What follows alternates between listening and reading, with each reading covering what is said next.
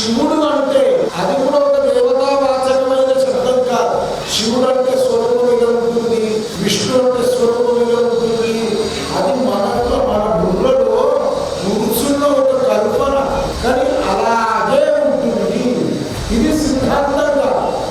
ఎలా ముందు విష్ణు శబ్దానికి అర్థం ఏంటి విచారించండి. వ్యాప్నోతి విష్ణు.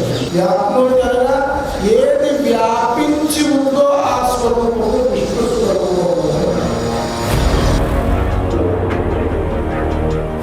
వ్యాపించి ఉన్నది. పూర్తి జగత్తులో ఏది వ్యాపించి ఉందో అది విష్ణు.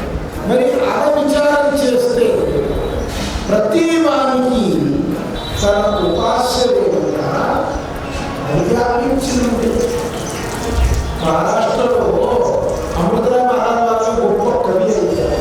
వారు కావ్యంలో అంటారు, అవకే శివమయకి శివమయకి లాభునికి ఏదైతే పూర్తి జగత్తు శంకరుని స్వరూపంలో వ్యాపించి ఉంది.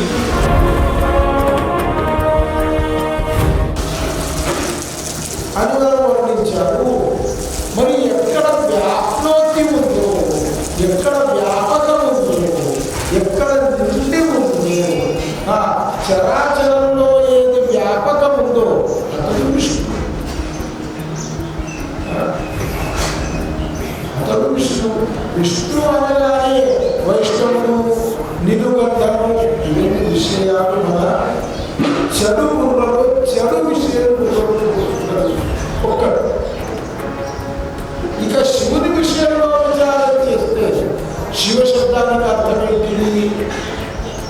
అర్థం భస్మం చూసుకోవాలి, గురువు చూసుకోవాలి, శంకరుని సేవించాలి. అలా శివ శబ్దానికి అర్థమేమిటి కూడా నిశ్రేయస శివం మంగళం, కళ్యాణం మంగళం శుభం. శివం అంటే ఏంటిది?